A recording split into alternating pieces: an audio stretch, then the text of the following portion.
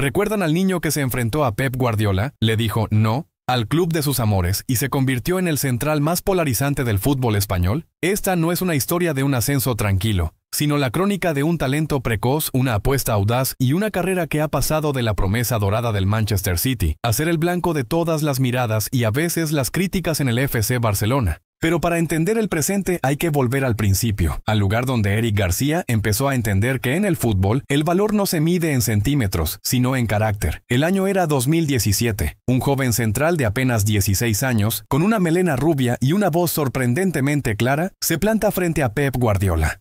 La escena era surrealista.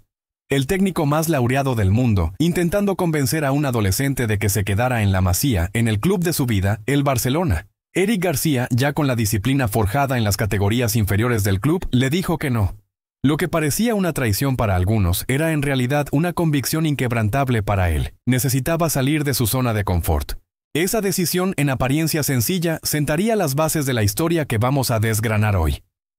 Esta es la historia de Eric García, el central que se atrevió a cambiar la comodidad de su hogar por el desafío de la Premier League, y que a su vuelta encontró más sombras que luces. Veremos cómo su talento para la salida de balón y su inteligencia táctica lo llevaron a ser un fijo con la selección española. Y por qué, a pesar de sus innegables cualidades, se convirtió en el epítome de la división entre los aficionados. Su historia es una lección de resiliencia y de cómo gestionar la presión de llevar el peso de una gran promesa. Nacido en Martorell, el destino de Eric parecía sellado. Desde los 7 años, su educación futbolística fue la del ADN Barça: entender el juego, ser el primer iniciador del ataque y dominar el pase. No era el más alto ni el más rápido, pero su mente funcionaba a una velocidad diferente. En la Masía supo que el talento no era suficiente. Con el Barcelona B se consolidó como el central que todos querían, pero él veía un techo, una barrera. Y ahí aparece Guardiola.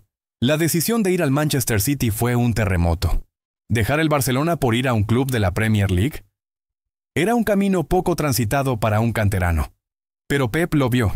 En Eric había un central moderno, un espejo de lo que él buscaba. Un jugador que no solo defendiera, sino que construyera.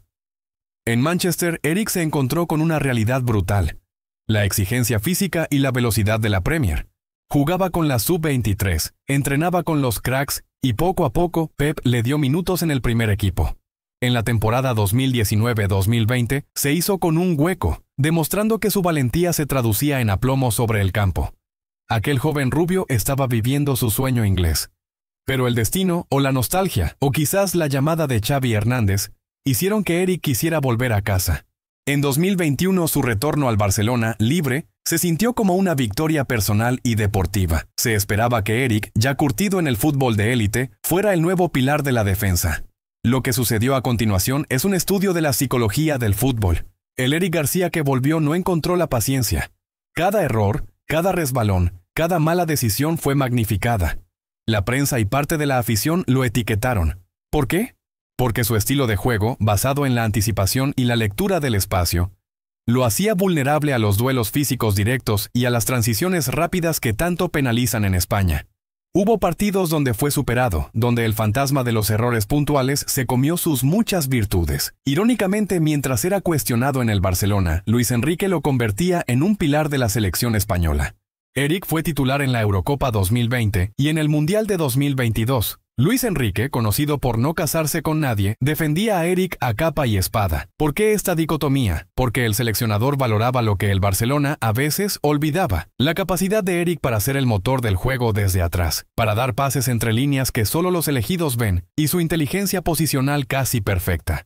Uno de sus momentos más dramáticos y a la vez más formativos fue su periodo más crítico en el Camp Nou, donde cada partido era un examen. Sus lágrimas tras una derrota o un error no eran de debilidad, sino de la frustración de un profesional que sabe que vale más de lo que la narrativa mediática dice. Pero Eric no se rindió. Demostró una madurez inusual, aguantando el chaparrón sin una mala palabra. El verano de 2023 marca un punto de inflexión. Eric, buscando minutos y recuperar la confianza, decide irse cedido al Getafe. Este movimiento, visto por muchos como un paso atrás, fue la decisión más inteligente de su carrera. En un equipo con un estilo de juego completamente diferente, Eric ha tenido que adaptarse, a luchar más, a ser el central más físico y menos tocado que ha sido en toda su vida. Se ha convertido en un líder, en un jugador completo. Ha demostrado que su calidad no es solo para el tiki-taka, sino para la trinchera. La historia de Eric García es un recordatorio de que en el fútbol de élite, la carrera no es una línea recta.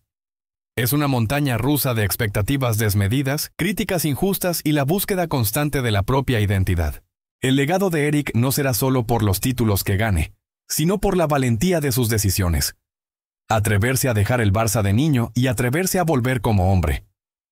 Su historia nos enseña que el talento debe ir acompañado de un carácter de hierro para soportar el vendaval mediático. Eric García es el prototipo del futbolista moderno, cerebral, técnico y sobre todo, resiliente. Es la demostración de que a veces el camino más difícil es el que mejor forja al campeón. Si has llegado hasta aquí es porque la historia de Eric te ha atrapado tanto como a nosotros. Quiero saber tu opinión. ¿Crees que Eric García aún tiene el potencial para ser un central titular e indiscutible en el FC Barcelona? Déjame tu opinión en los comentarios y dime qué otro jugador con una historia de superación quieres que narremos en el próximo video. No olvides darle me gusta y suscríbete a Narrando el Fútbol para no perderte ninguna de estas historias que van más allá de los 90 minutos. ¡Hasta la próxima!